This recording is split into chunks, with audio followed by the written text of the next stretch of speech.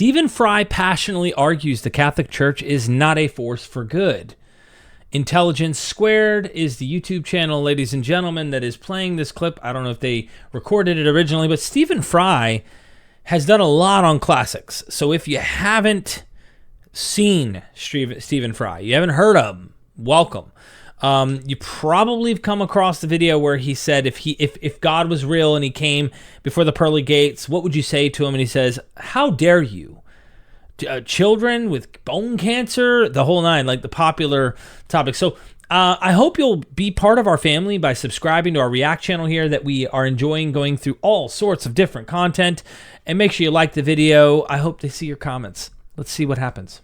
There are occasions, as Gwendolyn remarked, in The Importance of Being Earnest, when it becomes more than a moral duty to speak one's mind, it becomes a pleasure.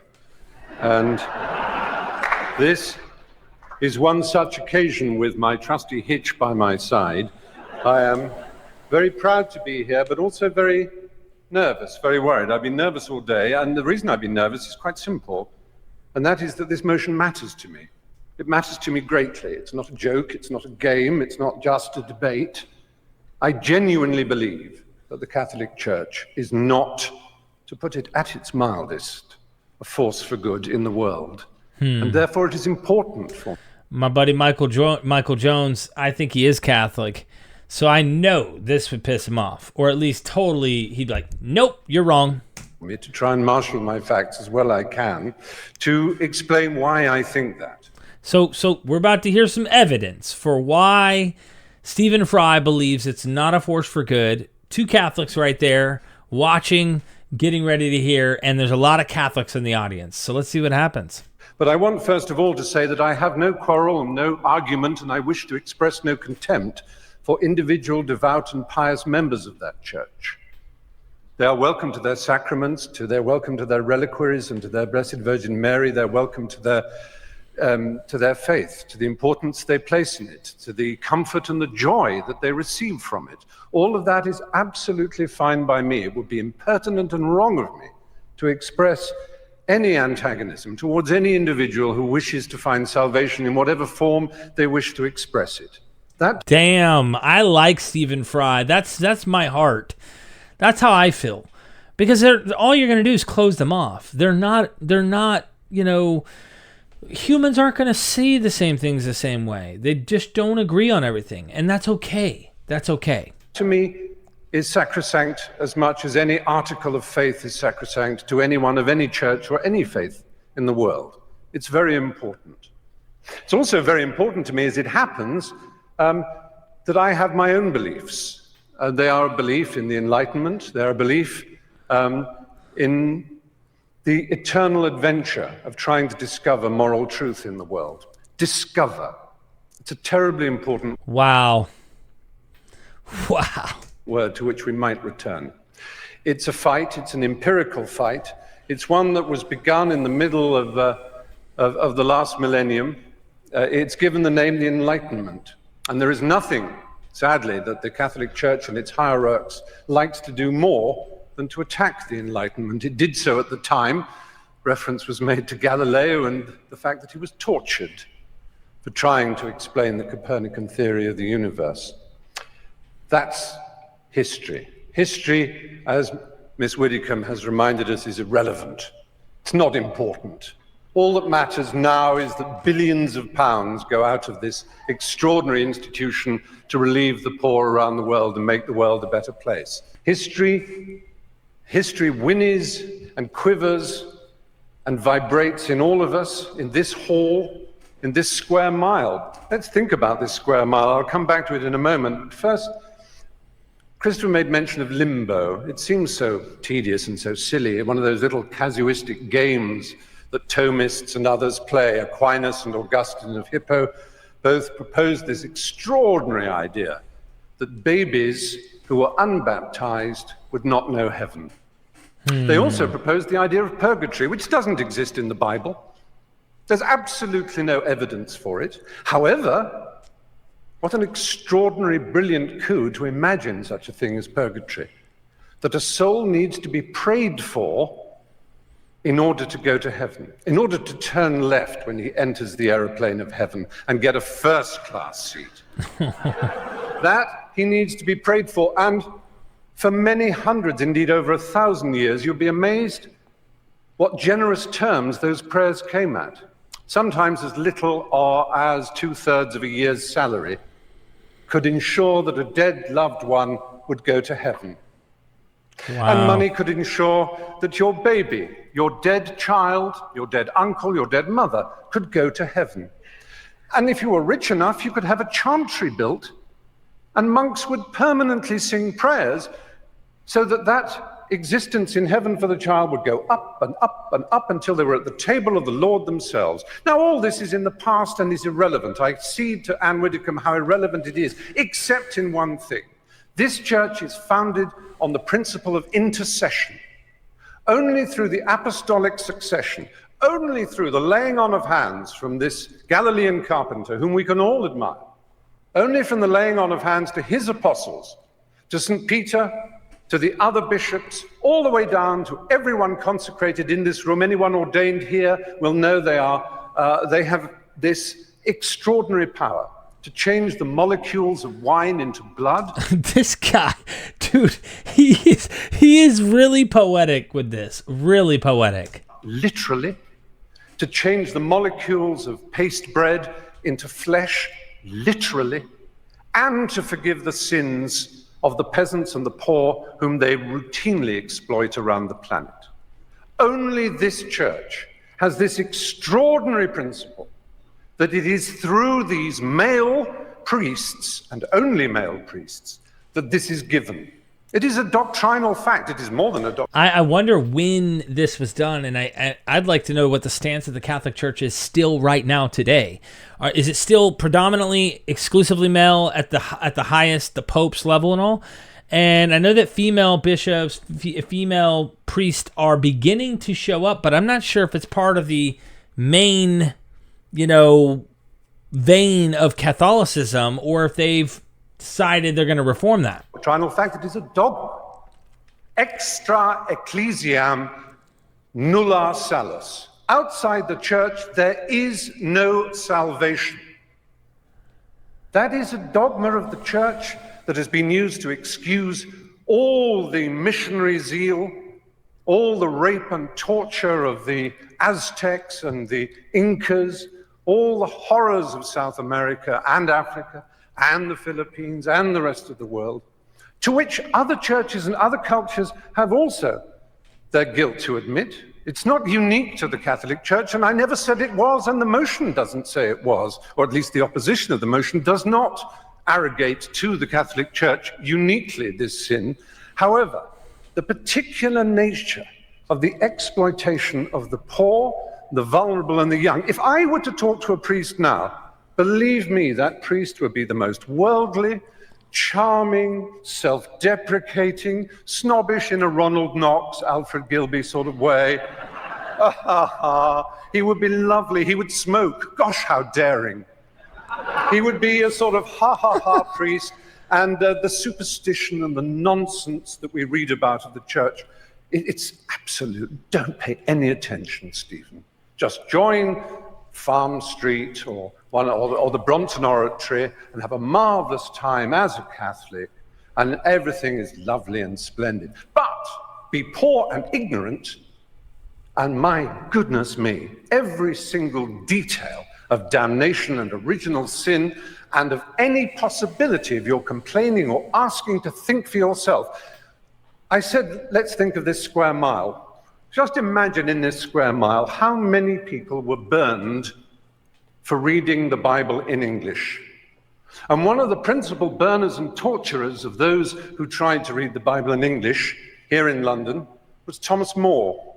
You may know if you've read the novel Wolf Hall, which won the Man Booker Prize just the other day. Now, that's a long time ago. It's not relevant, except that it was only last century that Thomas More was made a saint, and it was only in the year 2000 that the last pope, the Pole, he made Thomas More the patron saint of politicians. This is a man who put people on the rack for daring to own a Bible in English. He tortured them for owning a Bible in their own language. The idea that the Catholic Wow, I had no idea. And I've never seen this video. Church exists to disseminate the word of the Lord is nonsense. It is the only owner of the truth for the billions that it likes to boast about, because those billions are uneducated and poor, as again it likes to boast about. But they are the ones it can tell and bully and domineer. And then we come to children. Well, it's all very well to say the world didn't know better. The world had no knowledge of how dangerous a crime child abuse was. I want to read you some of the words of Ratzinger, the current Pope. Staggers me to admit that he is the head of state of a country. Incidentally, Anne Widdecombe said, "We didn't have the power of a nation state." Yes, you do. You are a nation state. Yes, I wrote it down. You mentioned that. You are a nation state. And it is no accident that the UN Cairo Population Conference, when they were trying to do something about the world's population spinning out of control, Vatican City, as a nation state represented at that conference, made a joint statement with the Islamic countries of the world, notably the most extreme Islamic countries of the world, led by Saudi Arabia, and it began on behalf of the revealed religions of the world, ... And what it did was essentially hobble and veto any possibility of women's sexual freedom in the world, because as we know, the Islamic religion and the Catholic Church have never been anything other than implacably opposed to women's choice in their own bodies and their destinies. However,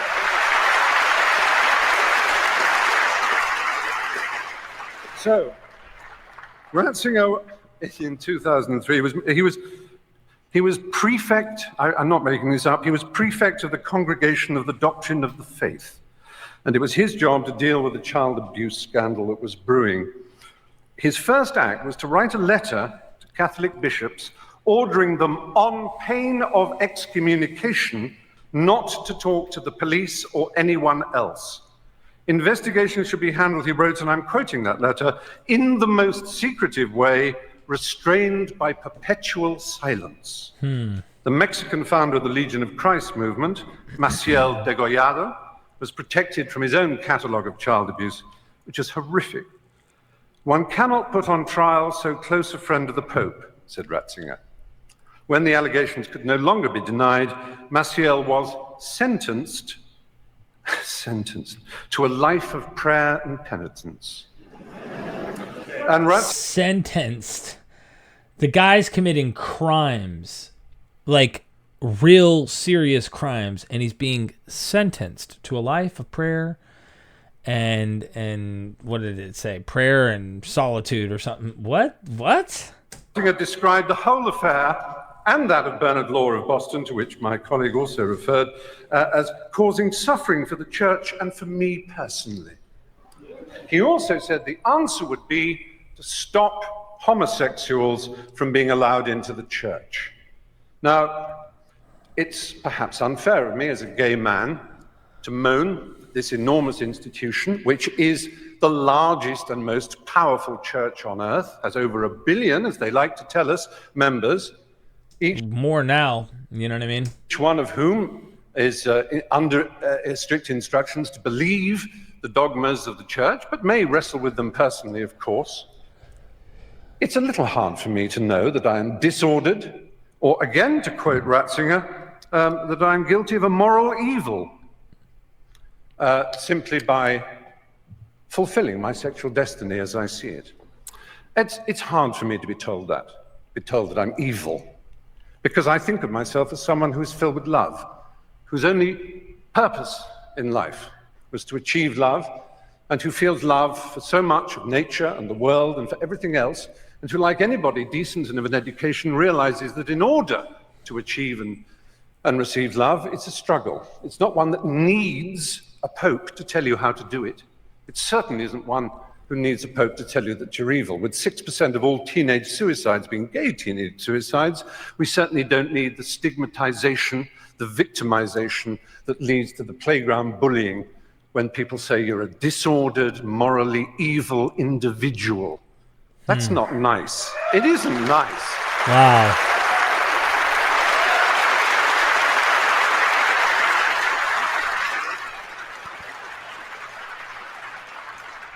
Holy smokes, that is serious. The kind of cruelty in Catholic education, the kind of let's not call it child abuse, it was child rape. The kind of child rape that went on systematically for so long. Let's imagine that we can overlook this and say it is nothing whatever to do with the structure and nature of the Catholic Church and the twisted, neurotic, and hysterical way that its leaders are chosen. The celibacy, the nuns, the monks, the priesthood. This is not natural and normal, ladies and gentlemen, in 2009. It really isn't. I'm sorry. For me to be called a pervert by these extraordinarily sexually dysfunctional people, I don't think human history's ever had more. I mean, not only for the devious acts, but the priests who have to commit to celibacy and these kinds of things, you have to imagine like how abnormal it must be for most men who go into becoming priest to try and say, no more, I'll never do this, or I'm never going to lie with a woman ever in my life. That's crazy.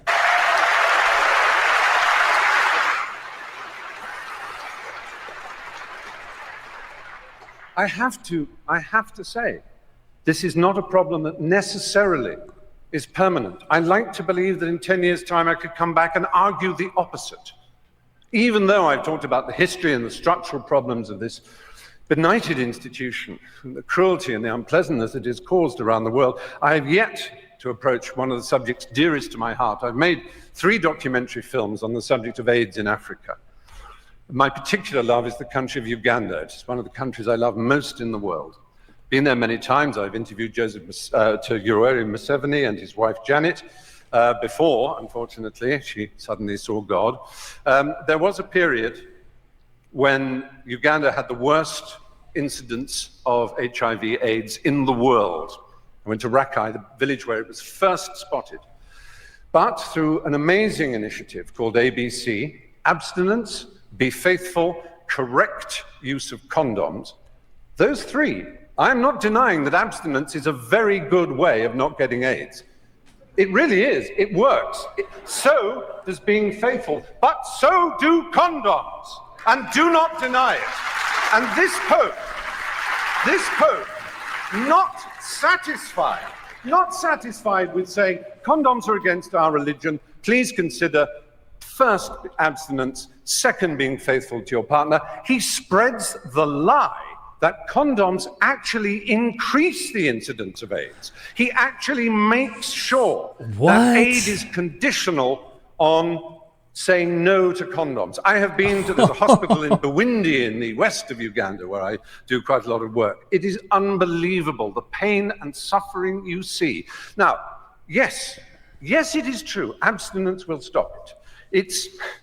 It's the strange thing about this church. It is obsessed with sex. Absolutely obsessed.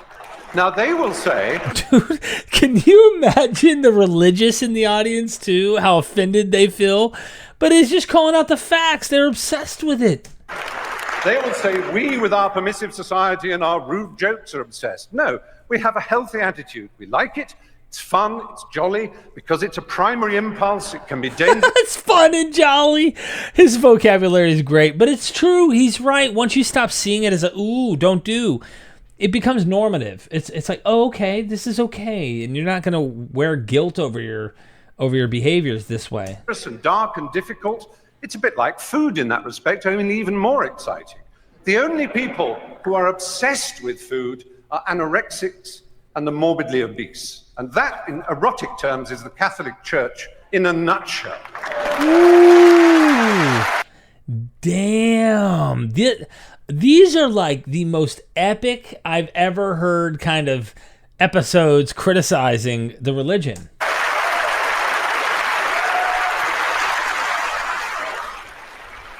So, all I want to say really is that we're here in the Methodist Hall, I'm not trying to argue against religion on this occasion. I'm not saying there's any... I understand... Okay, so he's specifically talking about the Catholic Church. And the desire of anybody to seek spiritual rewards in a complex and difficult to understand world. We don't know why we're here, where we're going. We want answers. We love the idea of answers. How marvelous it would be. But there are other choices. There are Quakers. Who could possibly quarrel with a Quaker? With their pacifism, with their openness, with their ease, with their simplicity, with their refusal to tell anybody what's a dogma and what isn't, even with Methodists also.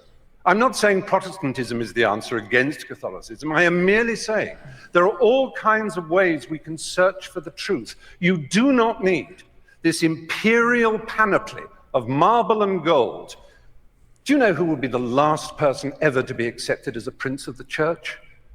The Galilean carpenter, that Jew. They would kick him out before he tried to cross the threshold. He would be so ill at ease in the church. That simple... Wow! I mean, when you think it's already there, he goes up again. Simple and remarkable man, if he said the things that he was said to have said, what would he think? What would he think of St. Peter's? What would he think of the wealth and the power and the self-justification and the wheedling apologies?